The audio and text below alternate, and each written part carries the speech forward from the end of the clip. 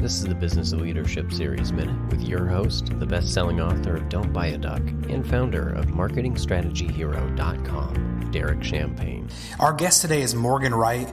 Morgan's an internationally recognized expert on cybersecurity strategy, cyberterrorism, identity theft, and privacy, and his landmark testimony before Congress on healthcare.gov even changed how the government collected personally identifiable information.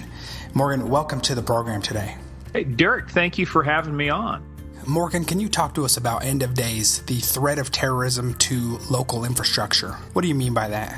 Yes, this is something I think that has been underreported, not unreported, but underreported. But I did a segment on Fox News. In fact, they brought me back a week later because of the significance of it. We were talking about it.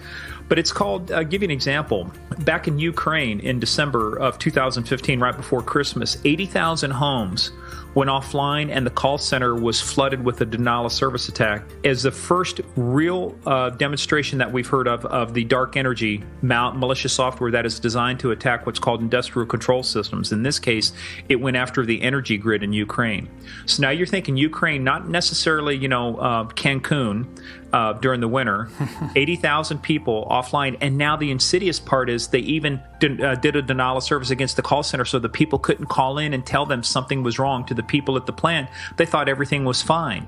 So anytime when it's serious enough that the Department of Homeland Security sends a team over there to learn what happened, this isn't, if this is just some minor threat, they just say, just email it, mail it in. But the DHS sent an entire team over there. And this is our critical infrastructure, our electrical grid is not as robust as people think. It's a collection of smaller operators.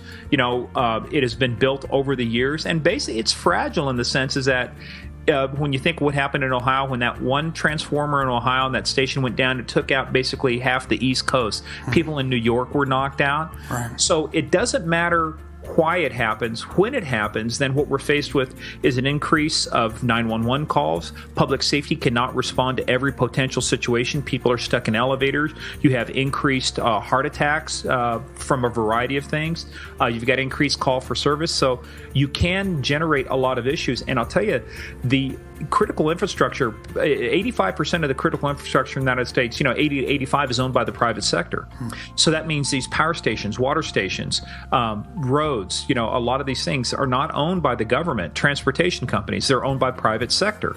So trying to get that kind of collaboration across all of these industries has become very tough. As we just found out with the auto industry, they finally got serious about cybersecurity after something I warned about 2 years ago, talking about how you can actually start controlling cars now because of the modules in there. 2 years later, that's actually a Fox News segment. It was kind of a tongue-in-cheek thing. We said, can Al-Qaeda really hack your car? Well, one of the car blogs out there called Jalopnik just beat me up all over it. Oh, be careful, Morgan Wright. Somebody's going to take over your Camaro. Well, they weren't laughing when two DARPA researchers put a editor from Wired magazine in there, and then they drove that Jeep into a ditch. Then all of a sudden the automotive industry goes, oh, Sakura Blue, we are being attacked. We must do something, Wow. Well, guys, that's the same way I feel about critical infrastructure and the energy grid.